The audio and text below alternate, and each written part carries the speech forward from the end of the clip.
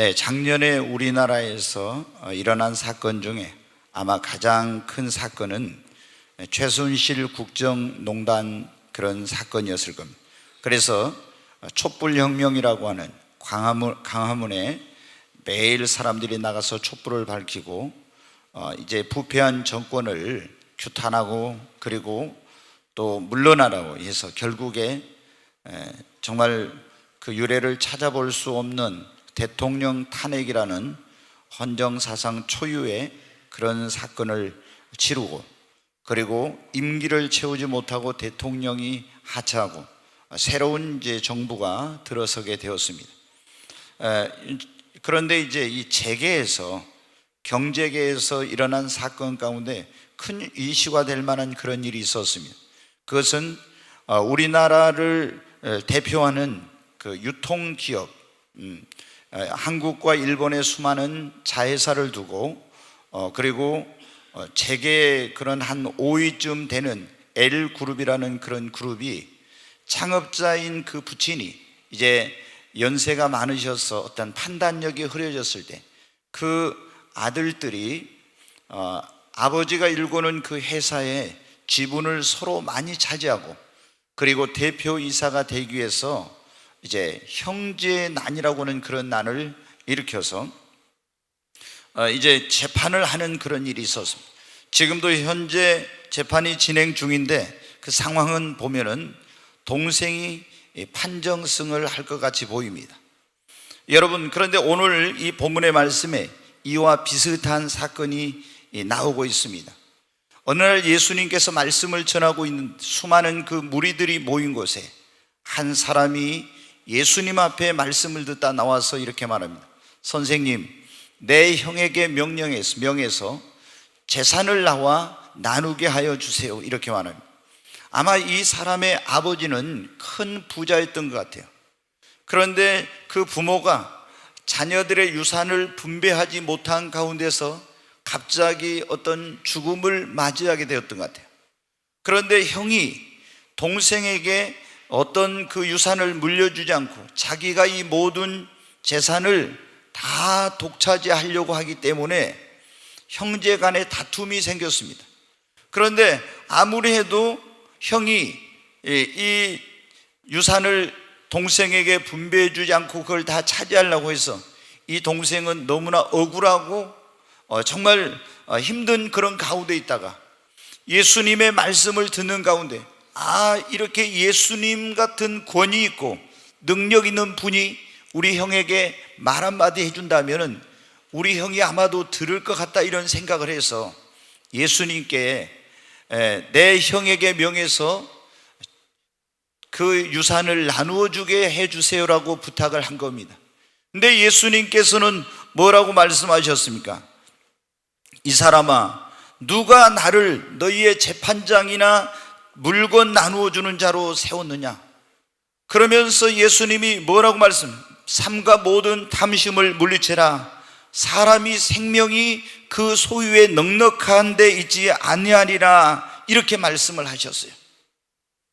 여러분, 어디 재산 분쟁이 일어나면 결국에 서로가 이게 합의가 안 되면 어디 재판장에게 가서 이 재산을 나눠달라고 해야 되는데 아니면 때로는 어떻게 돼요? 어떤 조정위원들을 내세워서 그걸 조정을 할 때도 있죠.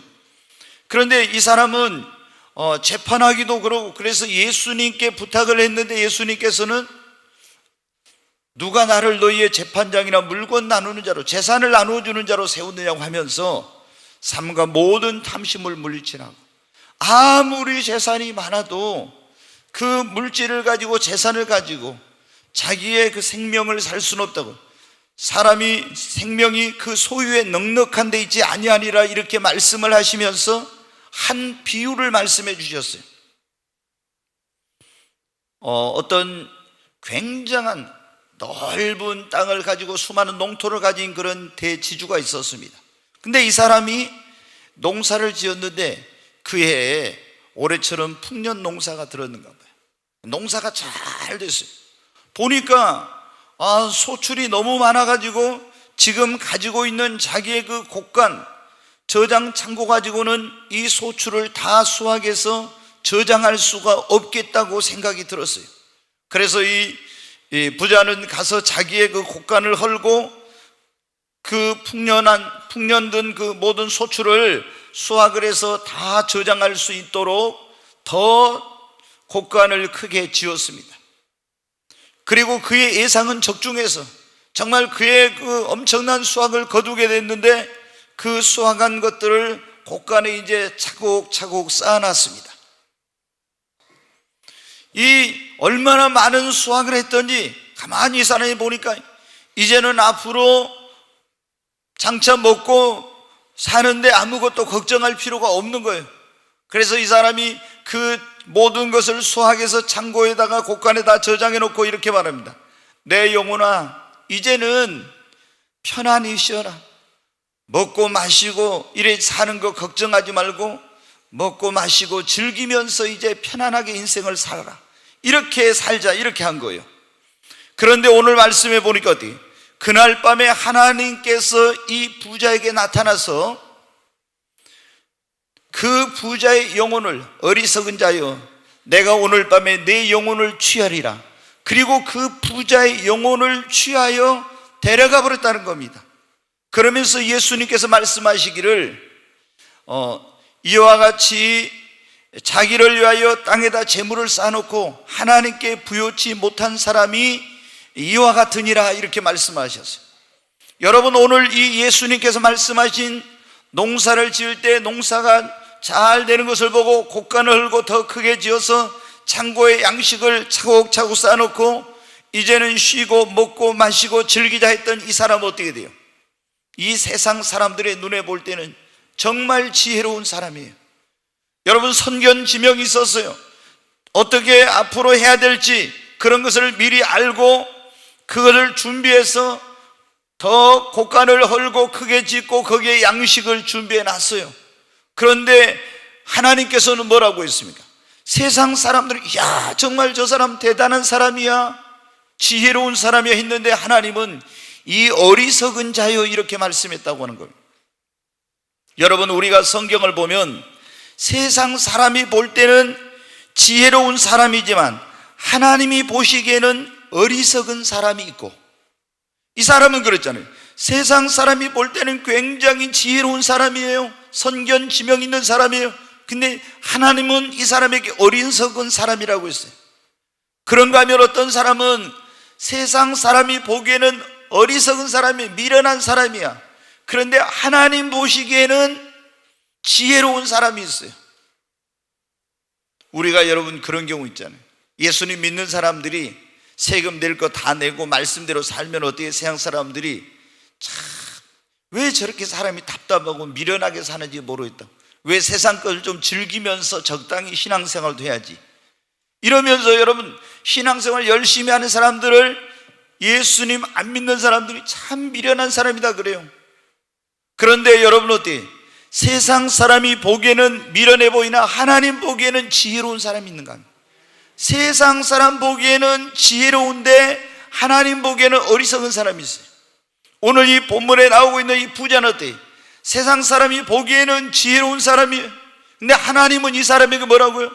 어리석은 자여, 이렇게 말씀하셨어요. 여러분, 오늘 이 시간에 하나님 보시기에 어리석은 사람이란 이런 제목으로 설교를 드리려는데, 여러분은 하나님 보시기에 어리석은 사람 되지 말고 세상 사람의 눈에 보기에는 어리석어 보여도 하나님 보시기에는 지혜로운 사람 되시기를 주님의 이름으로 축원합니다. 그러면은 하나님 보시기에 어리석은 사람이 어떤 사람이냐? 네, 우리 한번 시편 53편 1절을 보겠습니다. 네, 같이 읽습니다. 어리석은 자는 그 마음에 이르기를 하나님이 없다 하도다. 저희는 부패하며 가증한 악을 행하며 선을 행하는 자가 없도다. 여기에 보면 어리석은 사람은 어떤 사람이냐? 그 마음에 하나님이 없다 하는 사람이 어리석은 사람이라고. 여러분, 하나님이 있습니까? 없습니까?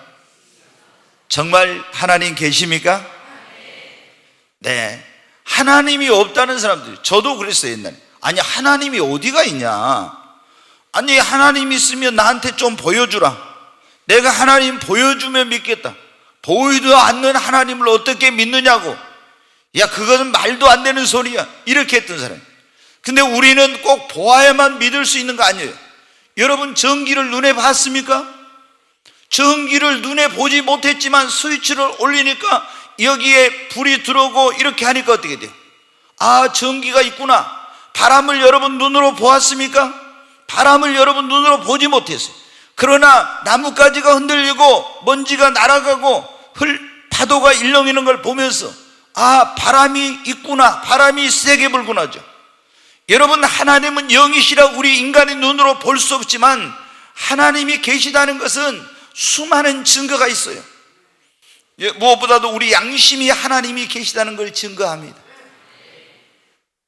평상시 하나님 없다는 사람들도요, 진짜 위급하고 어렵고 인간의 힘으로 해결할 수 없는 다급한 일을 만나면 뭐라고 합니까? 하나님 그래요. 하나님이 없다 하면서 왜 하나님을 찾습니까? 아니, 절에 가서 불공 드리고 석가모니 또 공자 찾고 맹자 찾고 이랬던 사람도 조그만 일일 때는 엄마야 아빠야 하지만 여러분 어떻게 돼요? 진짜 큰일 당하면 어떻게 돼요? 하나님 나도 모르게. 여러분 그런 경험 있죠? 왜 그렇습니까? 하나님이 우리 인간을 지으실 때 그 안에 하나님의 생기, 하나님의 영을 불어넣어서 우리 안에는 하나님을 사모하는 마음, 하나님을 알만한 것이 우리 안에 있는 것입니다. 그래서 나도 모르게 어떤 일을 당하면 하나님, 이렇게 억울한 일을 당해도 하나님. 여러분, 우리 양심이 증거. 그리고 하늘과 땅에 하나님이 지으신 수많은 이 피조물, 하나님이 지은 만물 가운데 하나님의 신성과 능력이 나타나 있다고 했어요. 여러분, 이 우주가 그냥 돌아가는 것이 아닙니다. 얼마나 0.00000 이만큼의 오차라도 생기면 이 수많은 하늘에 있는 별들이 여러분 어때? 그의 충돌이, 우주의 대충돌이 일어나고 어마어마한 사건이 일어나요. 이것은 우연히 정말 진화해서 존재한 그런 것이 아닙니다. 놀라우신 전능하신 전지하신 그 하나님께서 우주 만물을 창조하신 것입니다. 살아계신 하나님이십니다. 우리가 기도하면 하나님이 응답하시는 것을 통해서 하나님의 살아계심을 알 수 있습니다. 하나님이 안 계시다면 기도해봐야 응답이 없지만은 우리가 믿는 하나님은 살아계신 하나님이기 때문에 기도하면 응답해 주십니다. 뿐만 아니라 여러분, 무엇을 통해 하나님이 살아계신다는 걸 알 수 있냐면 성경 말씀을 통해서 그분이 선지자들을 통해서 예언한 그 하나님 말씀하신 것이 지금 수천 년 동안 1.1핵도 여러분 틀림이 없이 그대로 이루어진 거예요. 저는 하나님이 없다는 사람이었어요. 무슨 하나님이 어디 있냐, 그리고 하나님을 믿으려면 내 주먹을 믿으라, 막 이렇게 까불었던 사람. 그런데 제가 교회를 다니면서도 하나님이 진짜 살아계시다 이걸 안 믿었어요. 그냥 종교적으로 내가 마음의 평안을 얻기 위해서, 선하게 살기 위해서 이런 마음으로 교회를 다녔어요. 그런데 어느 날 하나님은 살아계신 것을 알게 됐어요. 근데 그 첫 번째가 뭐였냐면 바로 성경을 통해서였어요. 저는 역사를 좋아하는 사람인데 성경에 하나님께서 벌써 몇천 년 전에 이 인류 역사가 어떻게 진행되고 어떤 나라들이 세계를 지배할 것인지 수천 년 전에 다 예언해 놓았고, 그 예언해 놓은 대로 다 인류 역사가 이루어져 왔다는 걸 보면서 하나님은 살아계시다, 성경이 믿어지고 하나님이 살아계시다는 걸 믿어지다. 하나님이 살아계시면 나한테 하나님 보여주시오, 그러면 나도 하나님 믿겠습니다, 이랬던 사람입니다.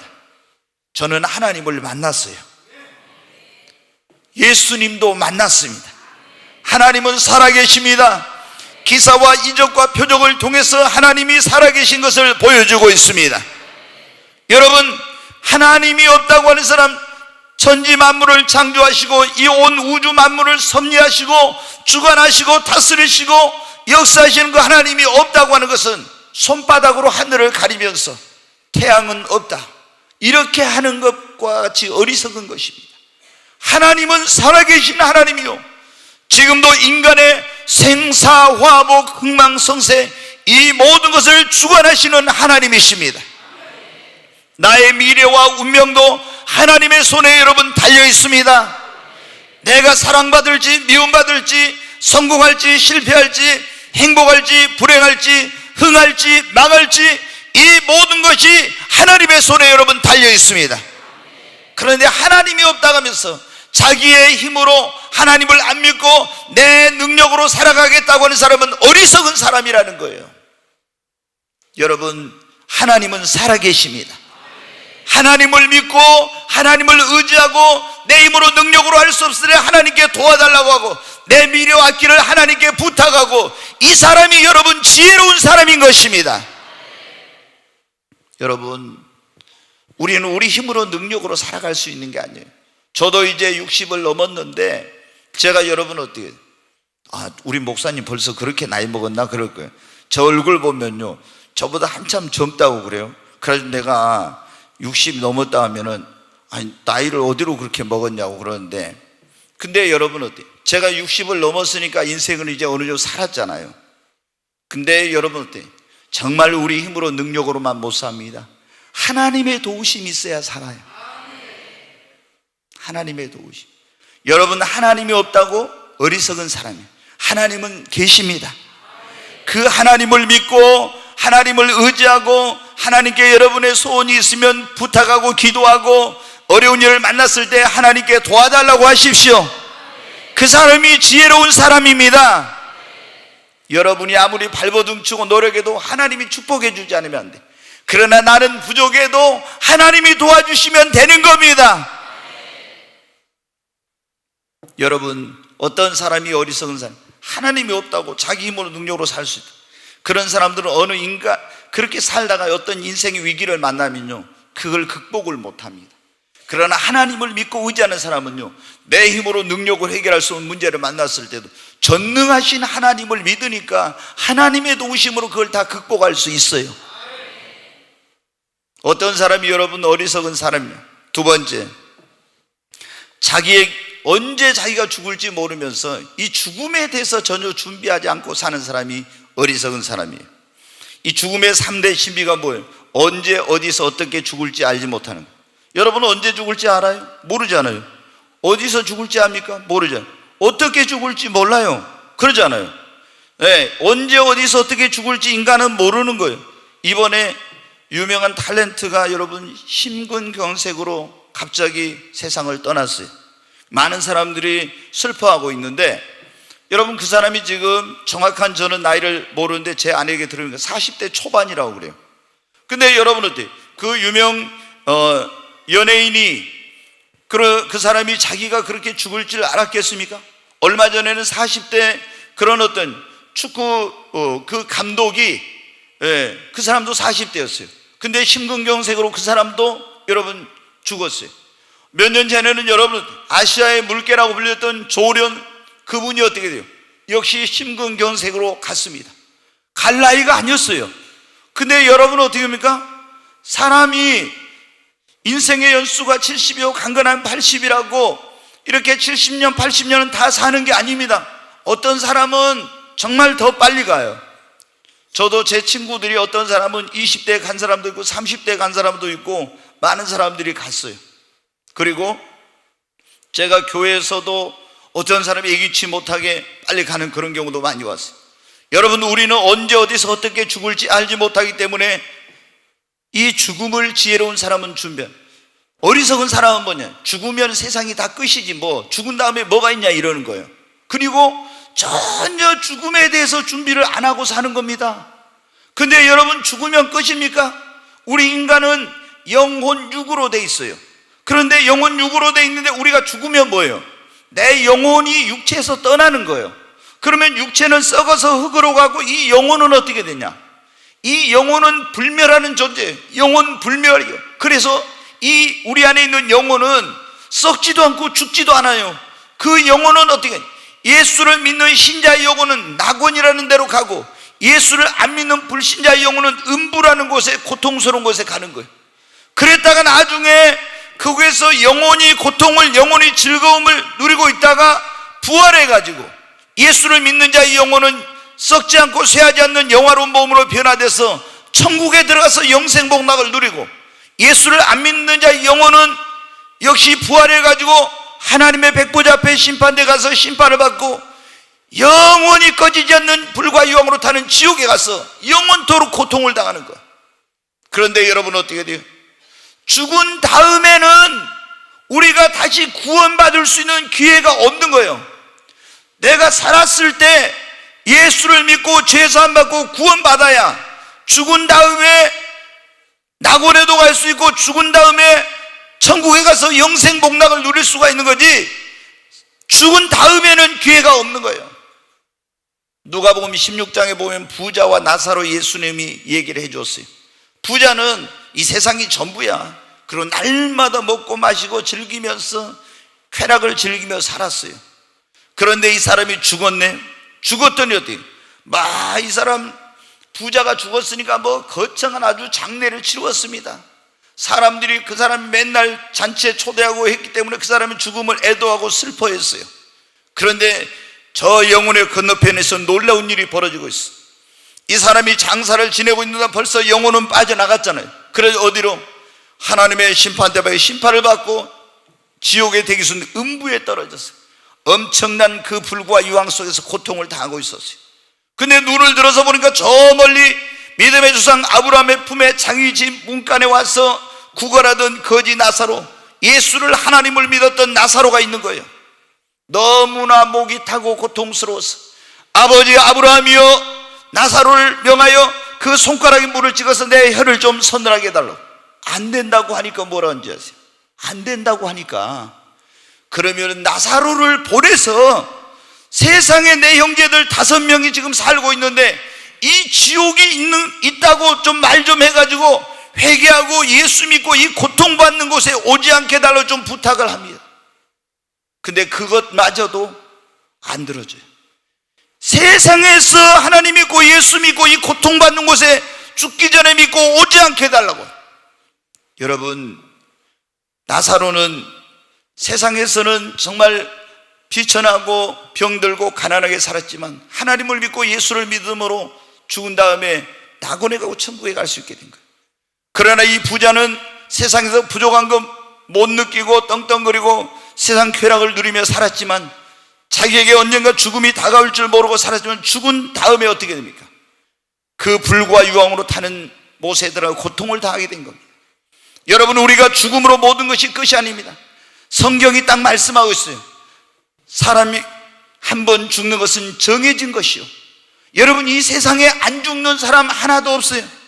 제가 여러분에게 예언할 수 있는 것은 여러분 가운데 100년 후에 이 세상에 존재할 사람 한 사람도 없어요. 다 여러분 이 세상에 100년 후면 다 저 세상 사람입니다. 근데 살아있는 사람이 없네. 죽음으로 끝이 아니라 죽은 다음에 신자는 낙원에, 불신자는 음부에 간다고. 그것이 무엇에 따라? 내가 살았을 때 그 죽음을 준비했느냐 안 했느냐에 달랐어요. 죽음을 준비한다는 게 뭡니까? 수의를 사놓고 또 묘슬 자리를 파놓고 납골당을 준비하고 관을 준비하는 것이 죽음을 준비하는 것이 아닙니다. 자식들 시집 장가 보내고 유산 분배하고 이게 죽음을 준비하는 게 아닙니다. 회개하고 예수를 믿고 구원받아서 하나님을 만날 수 있는 준비를 하는 것이 죽음의 준비입니다. 그것이 여러분 지혜로운 사람이에요. 근데 어리석은 사람들은 어떻게 해요? 이 세상에서 막 납골당도 만들고 묘지도 사고 자식들 분배하고 시집 보내고 이런 거 재산 다 해놓지만은 정작 자기가 하나님 만날 준비를 안 한다 이거예요. 여러분, 그 사람이 뭐예요? 어리석은 사람이에요. 다 이런 거 하는 거 보고 저 사람 지혜로운 사람인데 세상 사람 보기에는 지혜로운, 하나님 보시기에는 어리석은 사람이다. 우리는 하나님을 만날 준비를 해야 됩니다. 죽음을 준비해야 됩니다. 얼마 전에 여러분 몇 년 됐죠? 김자옥이라는 유명한 탤런트가 그 유방암인가로 여러분 세상을 떠났어요. 근데 김자옥 씨도 여러분 어때요? 처음에 결혼해갖고 실패했던 사람이에요. 근데 나중에 예수님을 믿고 완전히 새로운 인생을 살게 됐어요. 그에게 어떤 이런 암이라고 하는 죽음이 찾아왔지만 조금도 두려워하지 않고, 여러분 조금도 슬퍼하지 않고 그런 죽을 때까지도 행복하게 살았어요. 왜? 그 안에 죽음도 빼앗을 수 없는 소망이 있기 때문에. 그것은 여러분 믿음의 힘입니다. 죽음을 준비했기 때문에 가능한 것입니다. 그렇잖아요. 예수를 믿는 사람들은 죽으면은 고통 가운데로 들어가는 것이 아니라 더 좋은 곳으로 이사를 가는 것입니다. 더 좋은 곳으로. 근데 죽음을 준비하지 않는 사람은 죽음이 닥치면 벌벌 떨고 두려워하고. 저는 병원에 많이 임종을 앞둔 사람들을 신방 가봐서 알아요. 근데 정말 뭐 사고나 질병이나 여러 가지 이런 것으로 인해서 죽음을 앞둔 사람들을 많이 만나는데, 여러분 예수님을 제대로 안 믿고 믿음이 없는 사람들은요 다 죽음을 두려워해. 이 세상에서 별 권세를 가지고 지식이 많고 뭐 떵떵거리고 살았어도 죽음 앞에는 장사가 없더라고. 다 벌벌 떨어요. 그런데 예수를 믿고 구원의 확신을 가진 사람은요 마음의 평안을 누려. 기쁨이 충만합니다. 소망이 넘칩니다. 여러분, 죽음을 준비하는 지혜로운 사람이 되십시오. 오늘 우리가 하나님 보시기에 어떤 사람이 어리석은 사람. 세 번째, 이 땅에 재물을 쌓아놓고, 거기 한번 21절 말씀 한번 같이 읽겠습니다. 20절 21절 20절부터 한번 다시 읽겠습니다. 같이 읽습니다. 하나님은 이르시되 어리석은 자여, 오늘 밤에 내 영혼을 도로 찾으리니 그러면 내 예비한 것이 네 것이 되겠느냐 하셨으니, 자기를 위하여 재물을 쌓아두고 하나님께 대하여 부요치 못한 자가 이와 같으니라. 아멘. 오늘 예수님께서 말씀하신 이 부자가 어리석은 사람이라고 주님이 그랬잖아요. 세상 사람이 볼 때는 어떻게 돼요? 굉장히 지혜로운 사람이잖아요. 창고를, 농사를 잘 지은 것도 뭐 지혜롭지만 수확이 많을 걸 알고 그만큼 이걸 들어갈 수 있는 곳간을 얼고 창고를 지어가지고 거기 다 저축해 놓고, 얼마나 여러분 지혜롭고 선견지명 있는 사람이에요. 모든 사람이 정말 대단한 사람이다 이랬을 거예요. 그런데 주님은 뭐라고요? 어리석은 사람이다. 왜 어리석은 사람이냐? 이 사람이 어리석은 이유는 두 가지.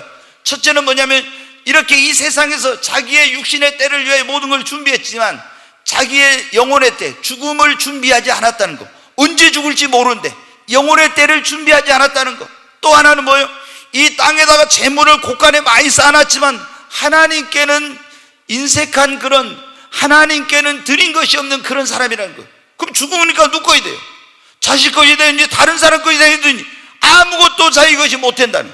그래서 주님은 뭐라요? 어리석은 자요 이렇게 말씀합니다. 여러분, 우리는 이와 같이 어리석은 사람이 되면 안 됩니다. 우리가 여러분 어떻게 돼요?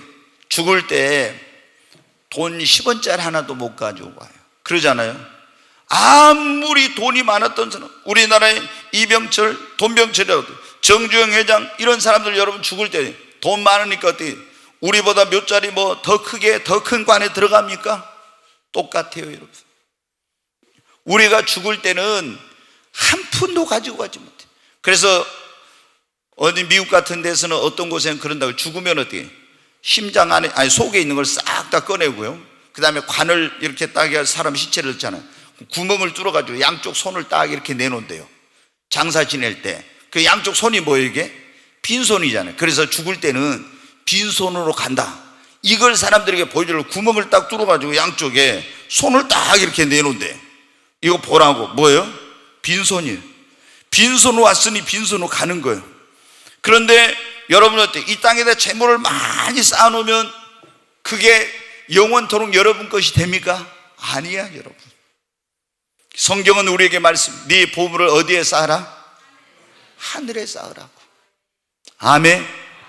우리가 죽을 때는 한 푼도 가지고 갈 수 없지만 미리 보낼 수 있습니다. 예수님도 그랬잖아요. 너희가 땅에다 재물을 쌓으면 좀이나 동록이 그걸 해하고 도적이 도적질하느냐, 그러나 하늘에 쌓아놓으면 좀이나 동록이 해하지 못하고 도둑이 도적질도 못하느니라. 네 보물이 있는 곳에는 네 마음도 있느니라. 여러분 천국에 소망을 두고 살기를 원하면 여러분의 보물을 천국에 쌓으시기 바랍니다. 그러면 우리 마음이 천국을 향하게 되는 거예요. 자꾸 땅에다 재물을 쌓으면요, 그 사람이 땅에 사고 한 사람인데, 그럼 왜 재물을 땅에 쌓아놨을까? 여기서 천년만년 살 것처럼. 근데 내가 맨날 하늘에다 내 보물을 쌓아놓으면 어떻게 돼? 하늘나라에 그걸 소망으로 바라보게 살게 되는 거예요. 여러분, 우리는 열심히 돈을 벌어야 됩니다. 성경에 보십시오. 가난한 자는 부자의 종이 돼요. 체주의 종이 되고 부자의 종이 돼.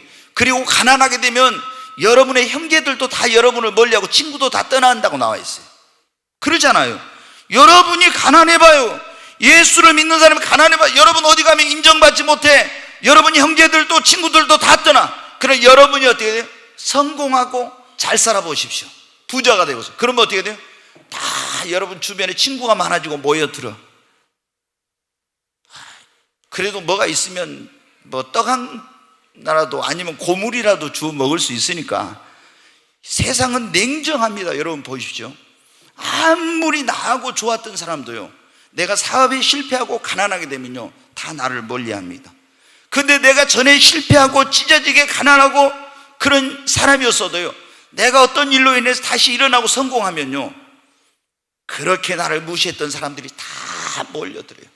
이거는 인간의 어떤 건 어쩔 수가 없는 거예요. 이게 여러분은 어떻게 돼요? 우리 예수 믿는 사람도 어쨌든 잘 돼야 됩니다. 먼저 영혼이 잘 되기를 바랍니다. 범사가 잘 되기를 바랍니다. 강건하십시오. 그리고 사업에도 축복을 받으십시오. 여러분의 자녀들이 잘 돼야 됩니다. 우리는 뭐든지 잘 돼야 돼요. 믿음이 없이 잘 되면 또 문제가 되지만 여러분 어쨌든 잘 돼야 됩니다. 그러니까 영혼이 먼저 잘 되고 범사도 잘 되고 축복을 받아야 돼요. 근데 여러분 하나님이 축복해 주시고 잘 됐으면 이걸 어디다 쌓아야 돼요? 하늘에 쌓으려면 어디 하늘나라 어디 은행 있어야 가서 거기다 저축을 하는. 우리가 하나님 앞에 헌금하고 선교하고 복음을 전하고 하나님 나라 확장을 위해서 이렇게 하고 교회를 세우고 정말 주님을 위해서 드리고 선한 일을 하는 것이, 그것이 하늘나라의 보물을 쌓는 것입니다. 아멘. 또 말씀드립니다. 우리가 몇 개 교회를 세우려고 하고 있어요? 3,000개 교회를 세우려고 하고 있죠? 네, 여러분 다 적어도 하나씩은 교회를 세우고 가야 됩니다. 아유, 목사님 교회 하나 세우려면 돈 얼마 드는데. 근데 한국에 세우려면 돈 많이 들어요. 근데 우리가 외국에 세우면 어떻게 된다고요? 몇 천만 원만 있어도 다 세우니까 적게 든 데는 2천만 원, 좀 더 들면 3천만 원, 또 4천만 원만 있어도 되고, 좀 이제 더 한 데는 더 많이 들겠죠. 근데 한 2, 3천만 원만 있어도 3, 4천만 원만 있어도 교회 세울 수 있는데 교회 하나 못 세우고 가면 되겠어요? 내가 전도 못했어도 교회를 세워야지. 그래서 그 교회를 통해서 많은 영혼 구원받으면 하늘나라 가서 그것이 내 상급이 된다니까요. 아멘. 우리가 주님 앞에 헌금 드리고 주님을 위해서 헌신하고 이런 일에 인색하지 마시기 바랍니다. 여러분 돈이라는 게 뭐예요? 돌고 도는 게 돈이라 했죠. 항상 나에게 돈이 있는 게, 이게 있다가도 없고 없다가도 있는 거예요. 여러분에게 헌신할 수 있는 기회, 하나님 앞에 드릴 수 있는 기회, 이런 기회가 왔을 때 아까워하지 말고 하나님 앞에 헌신하십시오. 여러분이 이 땅에 쌓아놓은 것은 다 여러분 것이 되지 못해요. 여러분 자녀들에게 물려줘 봤자 소용없는 거예요. 그러나 우리가 하나님 앞에 드린 것은 하늘나라의 나의 보물이 되고 영원한 나의 것이 되는 것입니다. 그것이 나의 상급이요, 그것이 나의 영광이요, 면류관이 되는 것입니다. 그런데 여러분 어때요? 이 부자는 왜 어리석었어요? 땅에다만 쌓아놓고 하늘나라에는 안 쌓은 거예요. 자기를 위하여 부유하고 하나님께는 인색한 거예요. 그래서 여러분 하나님이, 예수님이 어리석은 자라고 하는 거예요. 여러분 우리가 예수를 믿는 사람들도 보면요, 자기 자신을 위해, 자식을 위해서 이 땅에서는 재물을 쌓아놓고 펑펑 쓰지만 주님 앞에 드린 데는 인색하고, 그리고 여러분 얼마나 정말 그 하나님 앞에 이 드리기를 주저하고 아까워하는지 모릅니다. 그거는 어리석은 사람입니다. 나중에 여러분 하늘나라 가면 어떻게, 이야 내가 왜 그때 그랬나, 내가 이럴 줄 알았으면 하나님 앞에 내가 더 많이 드린 거다. 그때는 늦어요. 여러분 지금 하나님 앞에 우리가 시간도 몸도 물질도 하나님 앞에 드릴 수 있고 헌신할 수 있을 때 여러분 열심히 하나님 앞에 헌신하십시오. 그것이 지혜로운 사람이에요. 여러분 봉사하는 것도 마찬가지. 우리가 보면은 교회는요 항상 일꾼이 부족합니다. 일하는 사람들만 막 보면 그래요. 죽어라 일한다고 그래요. 이 교회가 100명이다 그러면요 진짜 일하는 사람이 10명도 안 됩니다. 10분의 1만 헌신해도 그 교회가 굉장히 활력 있고 부흥한다고 그럽니다. 우리가 식당에서 어떤 봉사하는 이런 것도 있잖아요. 보면은 사람들이 안 하려고 합니다.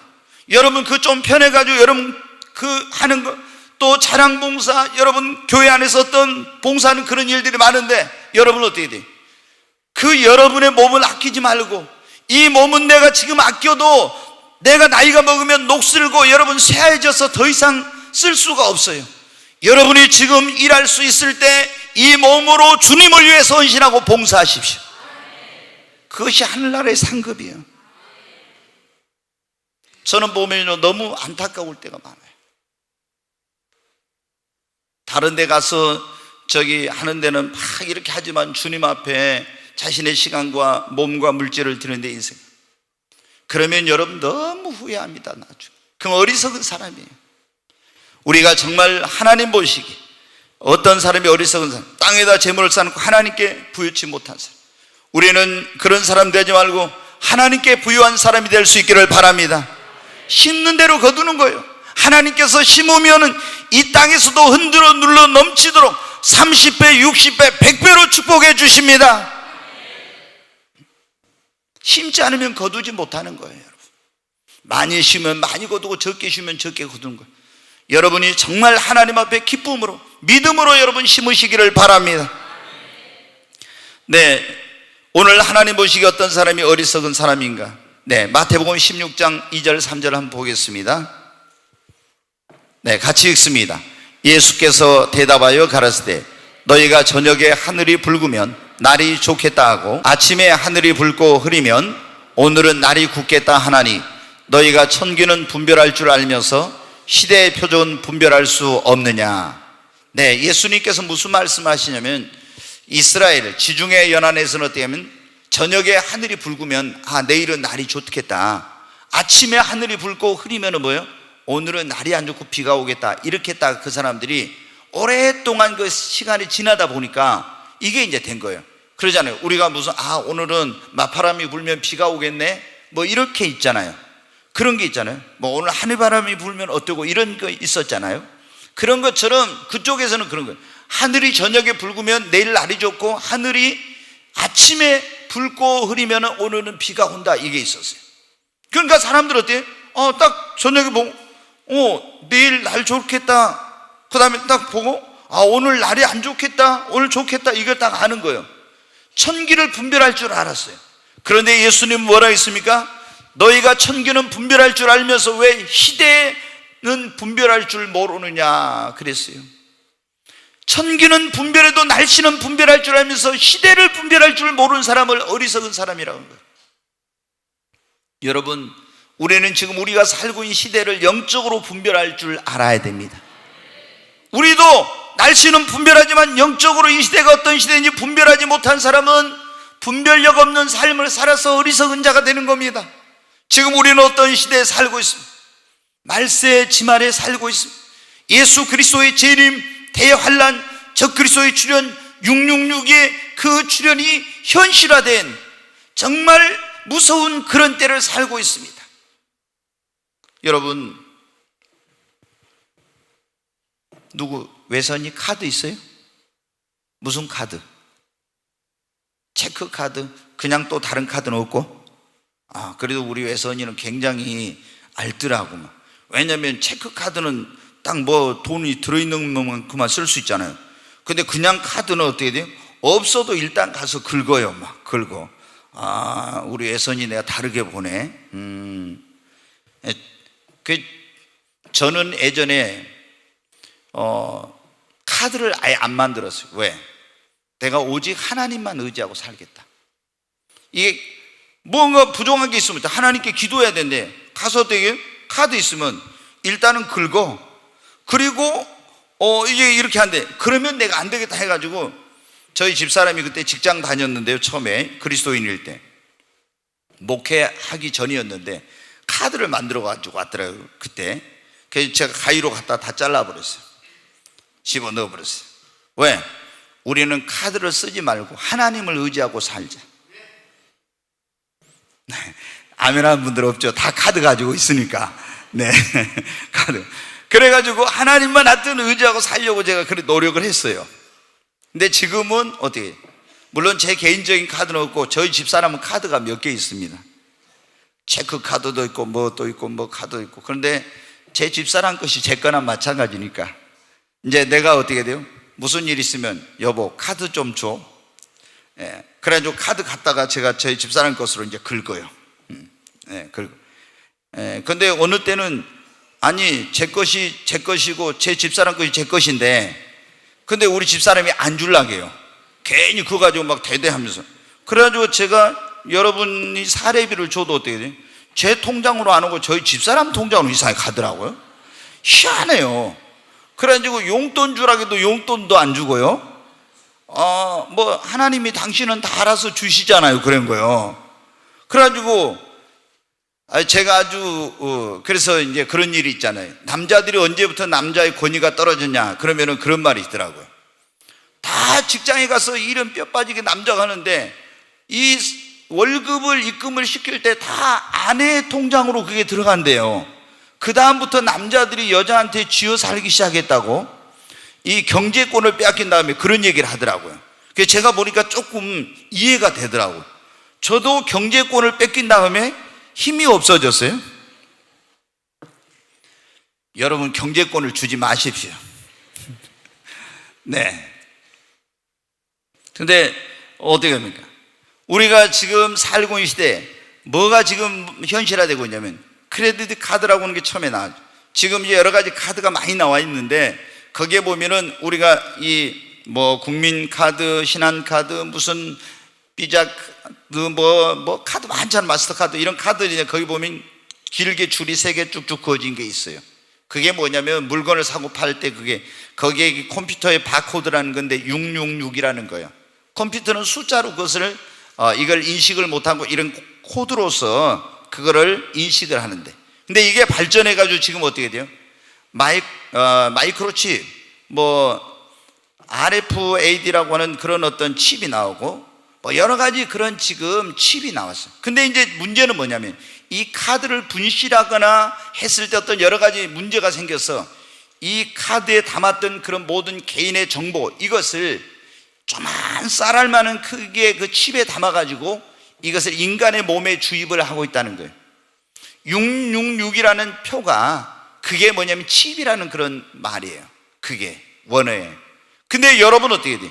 지금 그것을 그게 666이라고 하는 그게 들어가요. 전부 다 그게 들어가요. 그게 GPS를 작동해서 어디에 있든 여러분의 위치와 이런 게 전부 다 파악이 되는데 그게 개인의 어떤 신상 이런 모든 게 다 들어가요. 거기에 금융 그 내용, 그러니까 은행에 갈 필요 없이 쓱 지나가면 스캔이 돼가지고 거기서 정보가 읽혀져서 현금을 안 가지고 가도 다 이게 판독이 돼가지고 현금이 없는 사회가 되고 있어요. 근데 이것이 지금 우리나라에서도 어떻게 하는 원격 진료라고 해가지고 의료 시스템이 지금 바뀌어 있는데 아산병원이나 삼성 이런 서울대병원 같은 연세 세브란스 이런 데서 엄청난 스마트 병원을 지금 세우고 있어요. 그게 뭐냐? 이 스마트 병원에서는 여러분이 가서 칩을 받으면 병원에 이제는 갈 필요가 없어요. 진찰을 받으러 가서 복잡한 절차를 거칠 필요가 없이 그냥 병원에 거기 데이터베이스하고 나하고 연결이 돼가지고 이 칩을 받아놓으면 내 혈당, 혈압, 뭐 무슨 수치 이런 것이 있잖아요. 그게 그냥 바로 병원에 안 가도 거기서 체크가 자동으로 다 돼요. 지금 이런 병원을, 스마트 병원을 아산병원을 비롯해서 우리나라의 대형 이 빅5라고 하는 그런 대형 병원들이 다 지금 이 시스템을 갖추고 있어요. 근데 이게 여러분 어떻게 돼? 앞으로는 지금도 카드로 하고 있지만 물건을 사고 팔고 하는 이런 것들이 이제 없어지는, 그 카드 가지고 그냥 칩으로 지나가기만 하면 지금도 많은 곳에서 그렇게 되고 있는데 앞으로는 전체가 그렇게 되는 거예요. 666표라고는 이걸 적그리스도가 이것을 통해 세계를 통치하고 지배하는 그런 수단인데 여러분 어떻게 이게 현실화, 이게 어느 때 오냐? 마지막 때 이런 일이 일어나요. 근데 지금 그런 일이 벌어지고 있어요. 지금 우리는 시대를 분별해야 됩니다. 그래서 지금 안일하게 나태하게 이렇게 신앙생활할 때가 아니라 정말 근신하고 정신을 차려서 깨어서 기도하고 말씀 저축, 기도 저축, 믿음 저축, 영역을 저축하고 어떤 시험과 환난이 와도 이길 수 있도록 준비를 해야 됩니다. 어리석은 사람은 그냥 어떻게 되겠지 이렇게 있다가 어때요? 막상 그게 닥치면요, 자기 영혼을, 자기 믿음을 지키지 못해. 그래서 지금 우리가 여러분 이 영적으로 이 시대를 분별하는, 어리석은 사람은 시대가 어떻게 돌아가는지를 모르는 거예요. 지혜로운 사람은 시대를 분별하고 준비해서 자기의 영혼을 여러분 지키는 자인 것입니다. 시간이 없어 한 가지만 빨리 말씀을 드리고 마치려고 합니다. 자, 마태복음 25장을 제가 한번 같이 읽겠습니다. 1절로 13절 같이 여기 스크린을 보면서 한번 같이 읽습니다.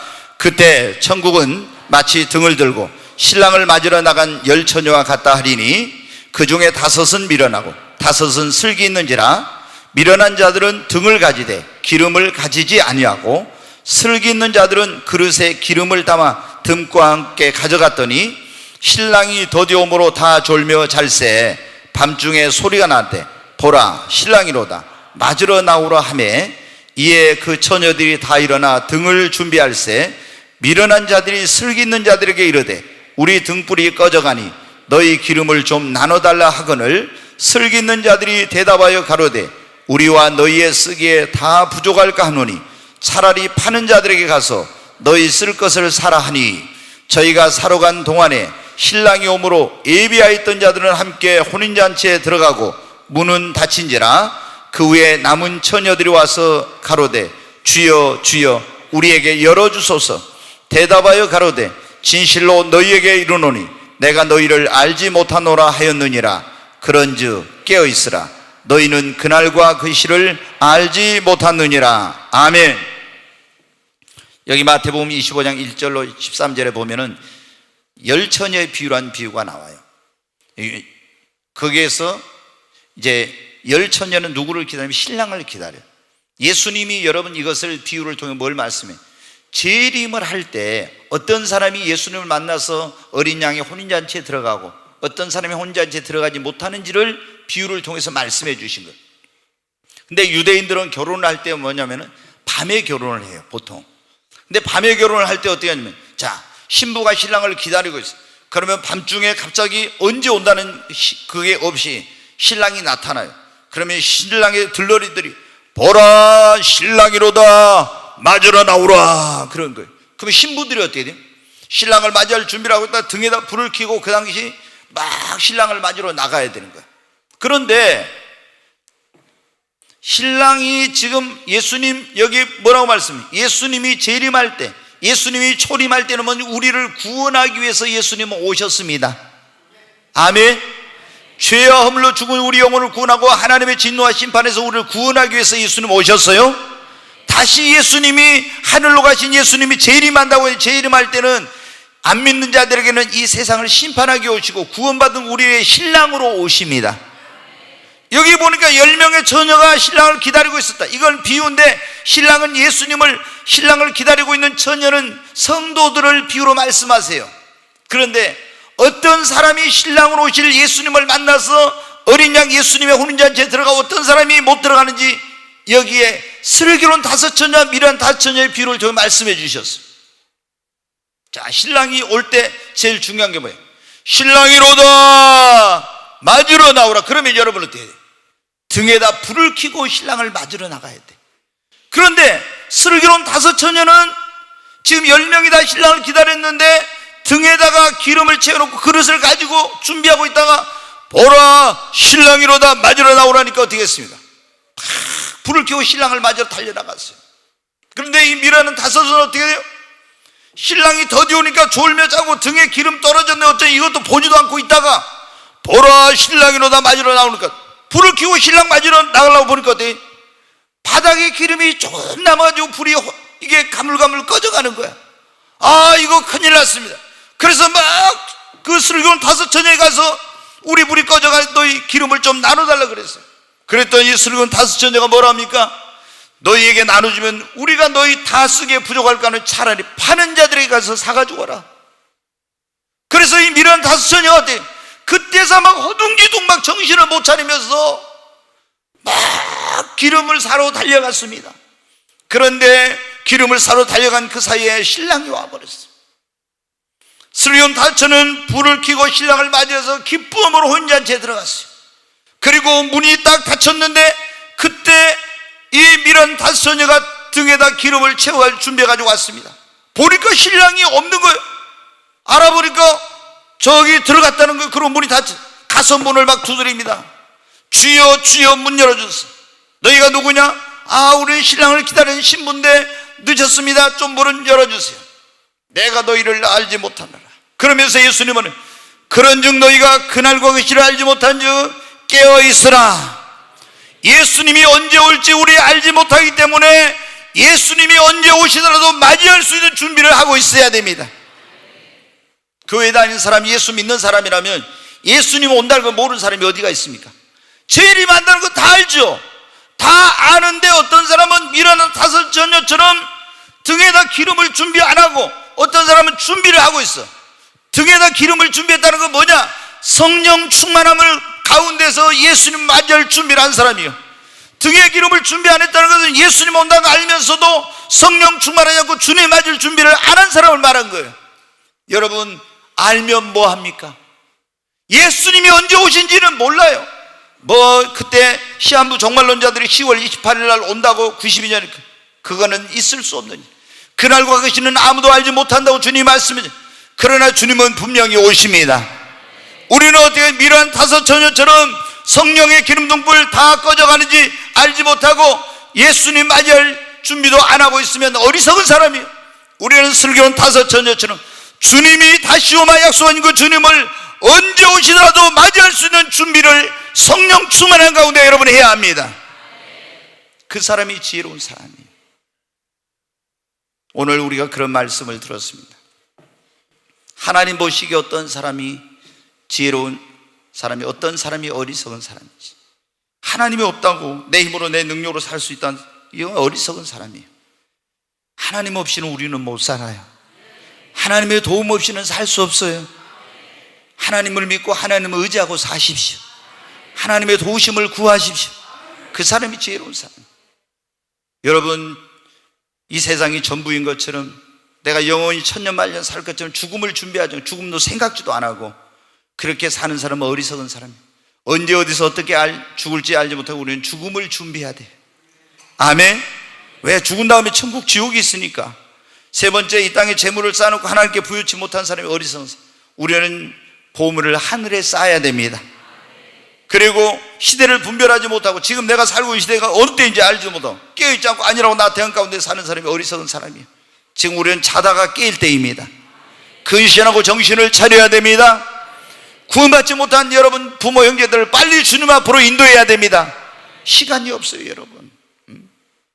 그리고 다시 오마 약속하신 주님을 맞이할 수 있도록 정말 성령 충만한 가운데 준비하십시다.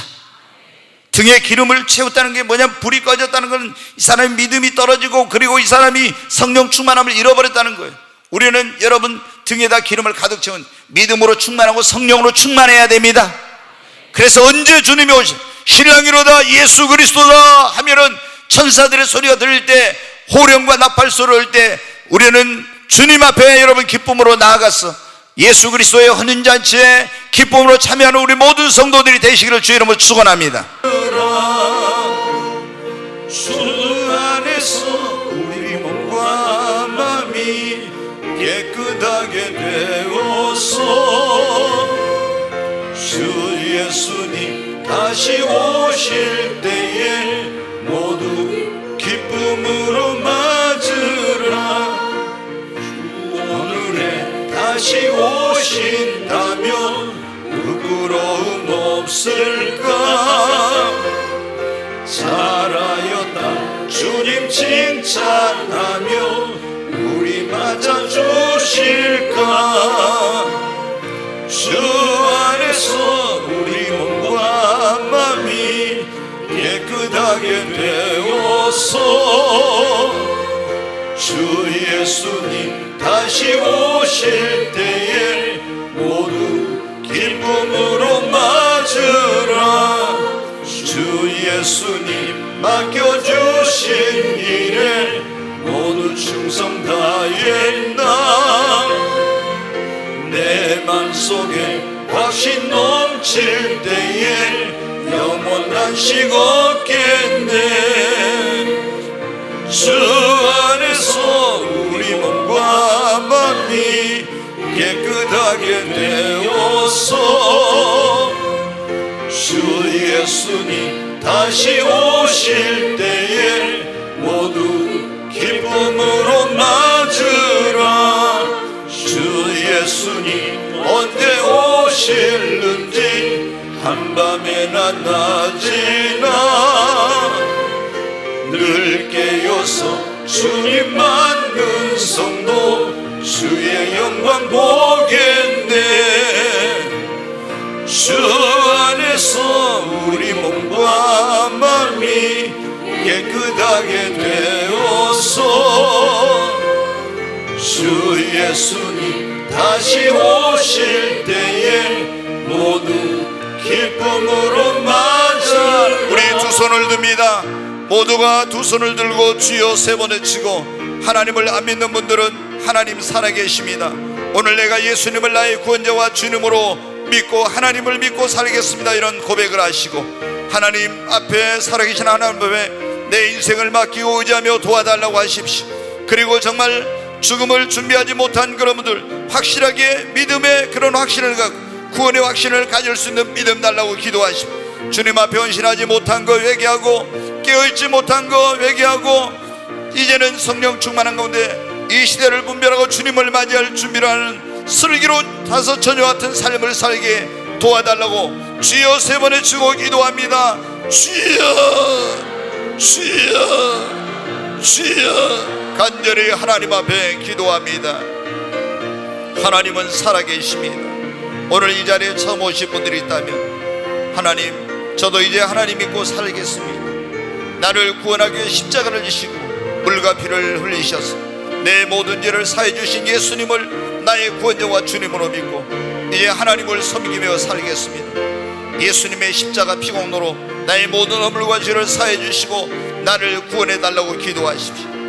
그리고 살아계신 하나님 앞에 하나님을 의지하며 살겠다고 믿음을 더해 달라고, 하나님 앞에 도움이 필요한 분들은 하나님, 나의 도움이 되시는 하나님, 나의 힘이 되시고 능력이 되시는 하나님, 하나님께 나의 인생, 나의 미래 앞길을 의지합니다. 주님 도와달라고 기도합니다. 내 힘으로 능력으로 해결할 수 없는 문제를 하나님 해결해 달라고 기도합니다. 그리고 하나님, 내가 인생하게 하나님 앞에 살았던 거 용서하여 주시옵소서. 이제 하나님 보물을 하늘에 쌓으며 정말 하나님 앞에 즐거이 헌신하며 기쁨으로 봉사하며 주를 위해서 영혼의 때를 위하여 사는 자가 되게 하여 주옵소서. 하나님, 이 시대가 이렇게 정말 주님의 오심이 가깝고 대환란이 가깝고 저 그리스도의 출현과 마지막 때가 가까운 이때 아니라고 나태했던 것들을 하나님 회개합니다. 아버지, 각성하고 깨어나서 근신하고 정신을 차리고 새로운 삶을 살겠습니다. 아버지, 나를 새롭게 해주시옵소서. 우리 주님 오심이 가까운 이때 정말 미래는 어리석은 다섯 처녀처럼 살았습니다. 하나님, 슬기로운 다섯 처녀처럼 주님 만날 수 있는 준비를 하며 살기를 원합니다. 다시 한번 믿음으로 성령으로 충만하게 하여 주시옵소서. 첫사랑을 회복시켜 주시고 주님을 향한 열정과 뜨거움이 내 안에 불타오르게 하여 주시옵소서. 신앙의 불이 꺼져가지 않게 하여 주시고 성령의 불이 꺼져가지 않게 하여 주시고, 주님 다시 한번 성령으로 불타오르게 하시고 연군의 열정이 주님 타오르게 하여 주시고 신의 불꽃이 기도의 뜨거운 불이 타오르게 하여 주시옵소서. 보라, 신랑이로다 맞으러 나오라. 우리 주님 그리스도라고 천사장의 호령과 나팔 소리 들을 때 기쁨으로 주님을 만날 수 있는 저희가 되기를 원합니다. 하나님, 우리를 새롭게 해주시고 이 누가복음 12장에 나오는 어리석은 부자 같은 자가 되지 않고 세상에서는 미련한 자가 될지라도 하나님 보시기에 지혜로운 자들이 되게 하여 주시옵소서. 귀하신 예수님의 이름으로 기도하옵나이다. 아멘.